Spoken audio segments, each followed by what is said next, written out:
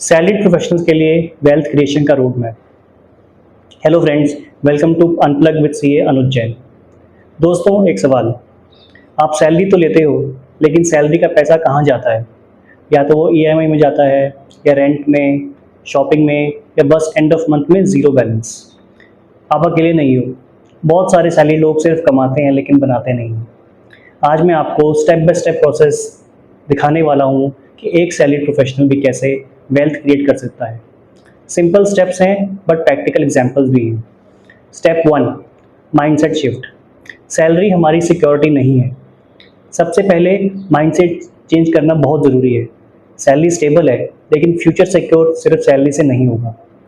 एक income source का होना मतलब है कि एक पेडेस्टल फैन पे खड़े रहना, और अगर वो गिरा, सब कुछ गिर गया। वेल्थ क्रिएशन का माइंडसेट ऐसा होना चाहिए कि हम पहले स्पेंड ना करें, स्पेंड तभी करें पहले हम सेव करें। अब आपसे मेरा सवाल है, आप सैलरी आने के बाद पहले खर्च करते हो या पहले इन्वेस्ट करते हो? Step 2, budgeting and cash flow. एक सिंपल रूल है, बहुत ही फेमस रूल, 50-30-20 रूल।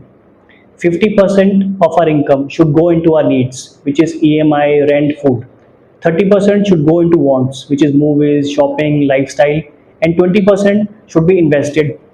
एक्सेल में या ऐप में एक बजट बनाइए, वरना पैसा हवा हो जाएगा और आपको पता भी नहीं चलेगा। अगर आपकी सैलरी या इनकम 60,000 है, तो 12,000 इन्वेस्टमेंट में जाना ही चाहिए बिना किसी excuse. Step 3, emergency fund. Wealth तभी क्रिएट होती है जब शॉक प्रूफ हो। 3 से 6 महीने के एक्सपेंसेस एक लिक्विड फंड में या एफडी में या सेविंग अकाउंट में रखिए, ताकि मेडिकल या जॉब लॉस से इन्वेस्टमेंट कभी ब्रेक ना हो। Step 4, SIP and mutual funds. Wealth creation का पावर हाउस है सिप। हर सैलरीड प्रोफेशनल को म्यूचुअल फंड में सिस्टमैटिक इन्वेस्टमेंट प्लान शुरू करना ही चाहिए।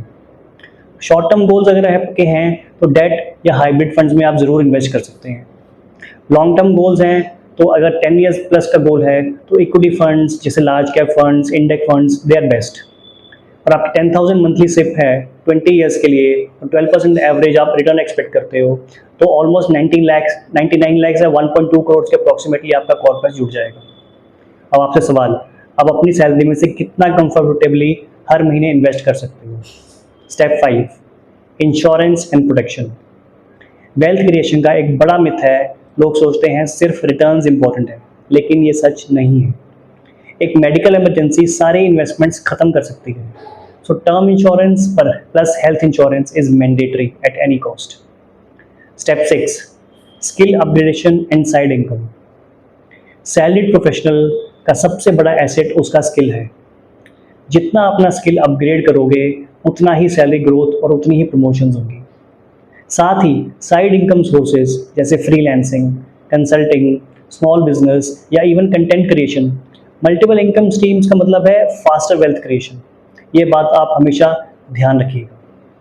स्टेप 7 है debt trap which is loan trap. Credit card का मिनिमम पेमेंट गेम या अननेसेसरी पर्सनल लोन्स, ये सब वेल्थ को डिस्ट्रॉय करते हैं। रूल सिंपल है, गुड डेट वो होता है जो आप होम लोन लेते हो या एजुकेशन लोन लेते हो, that is okay. But bad debt क्या होता है? शॉपिंग के लिए लोन ले लिया, लाइफस्टाइल के लिए ले लिया, क्रेडिट कार्ड यूज़ कर लिया, इन सब से आप दूर रहिए। Step 8, long term discipline and patience. Wealth overnight नहीं बनती। वॉरेन बफे की ज़्यादा वेल्थ 50 के बाद ही बनी। कंपाउंडिंग का मैजिक लेट ही दिखता है। तो पेशेंस और डिसिप्लिन से ही सैलरी लोग मिलियनर्स बनते हैं। ये बात आप हमेशा याद रखना। दोस्तों, सैलरीड होने का मतलब सिर्फ नौकरी करना नहीं है। ये एक प्लेटफॉर्म है जिससे आप फाइनेंशियल फ्रीडम की जर्नी शुरू कर सकते हो।